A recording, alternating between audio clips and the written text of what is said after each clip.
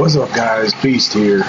Today we're going to check out the top 10 freakiest creepypastas ever told. This is brought to you by Matthew Santoro. It should be pretty good. Let's have it. Don't be afraid. Uncle Matt's here to tell you a bedtime story. And that's how you set the tone for a video. So creepypastas have become incredibly popular in recent years. A creepypasta is an urban legend or scary story that circulates around the internet. It's essentially like a scary campfire story before the digital age. And just like traditional urban legends, most people write these off as ghost stories, simply the product of a creative mind. But there will always be those out there who ask, what if it really happened? So because I've been reading creepypastas so much lately, I figured I would gather the freakiest ones to share with you all. So here they are, the 10 freakiest creepypastas ever told. Oh, and if you're watching this at night, you may want to rethink your choice. Just saying. Number 1 is 1999. This story, simply known as 1999, is about a Canadian blogger named Elliot who decides to investigate a low-budget TV show that he used to watch in 1999 that only aired for a few episodes. One episode, called Playing with Scissors, featured live-action hands on a table. The episode immediately turned dark as one of the hands repeatedly stabbed a smaller hand with a pair of scissors, while a muffled child's scream could be heard in the background. The next episode, called Mr. Bear's Cellar, featured a mentally unstable man who dressed up as a character called Mr. Bear and did things so disturbing that I can't even mention them here. Eventually, police investigated and shut down the sadistic show, but by that time the damage had been done to anyone who saw the morbid episodes. See that? We're starting the episode on a positive note. Number 2 is The Rake. In 2006, a team of researchers unearthed nearly 2 dozen...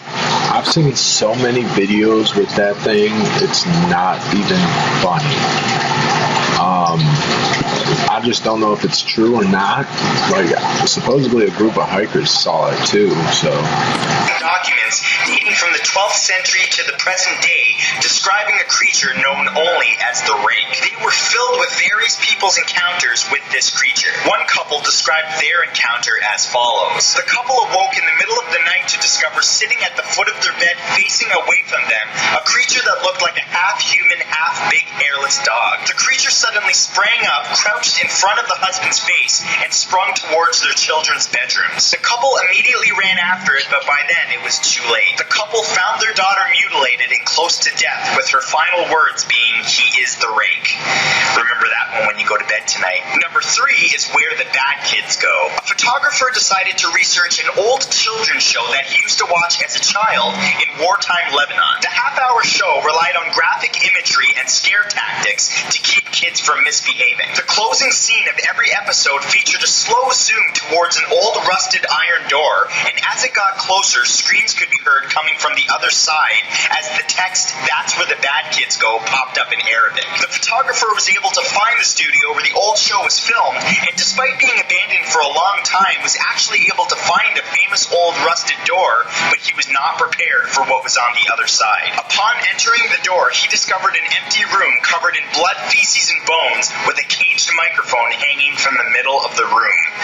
Yep, just one more reason to do what your parents say, kiddies. Number 4 is The Other Watcher. There was once a man who checked into a hotel for a few nights. After getting his key from the woman at the front desk, she mentioned that he'll be passing a room with no number and that he should not try to enter the room or even look inside. By the second night, the man was so intrigued that he decided to look through the keyhole of the room. What he found was a very pale woman in an empty room standing in the corner. That night, he returned to his room, but on the third night, he decided to look through the keyhole again, but this time, all he saw was the color red. Nothing else, just a constant deep shade of red. He then returned to the front desk, where the woman asked if he had looked through the keyhole. The man admitted that he did, and the woman sighed, saying that many years ago, a man murdered his wife in that very room, and that her ghost now haunts it. Her ghost is said to be very pale, except for her eyes, which are bloodshot red. Yeah. Number 5 is the SCP Foundation. The Secure, Contain, and Protect Foundation first appeared in 2007 and is made up of numerous doctors, researchers, and agents. Their goal is to understand and catalog abnormal creatures and objects known as SCPs. The SCP website describes the discovery of many disturbing creatures, including one creature known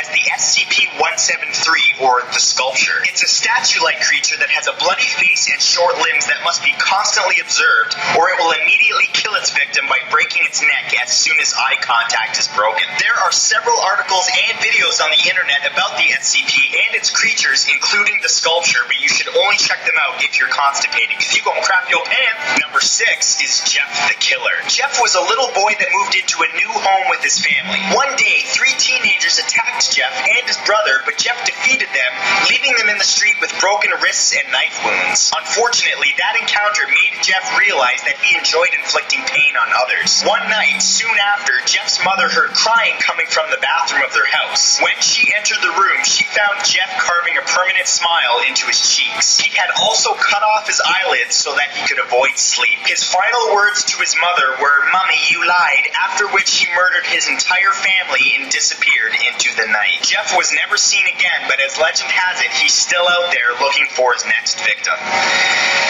You may want to look behind you. Number 7 is Wake Up. In the past, it's been reported that some victims of torture during the act would retreat into a fantasy world from which they could not wake up. In this catatonic state, the victim lived in a world just like the normal one, except they weren't being tortured. The only way that they realized that they needed to wake up was a note that they found in their fantasy world. It would tell them about their condition and tell them to wake up. Even then, it would often take months until they were ready to discard their fantasy world and wake up. I'll let you think about that one. Number 8 is Slender Man. The Slender Man is a mythical ghoul often depicted as a tall, thin figure wearing a black suit and a blank face. The creature can cause insomnia, paranoia, and memory loss, and is known to distort photographs and video. It's known for killing children almost exclusively, and if you ever see him, it's already too late. It's rumored to have been alive for centuries and even has mythology dating back to Roman times. There are several popular games that have risen based on the Slender Man story, including Slender, the 8 Pages. Feel free to play it at night with the lights off, because a Slendy reaction video is always priceless.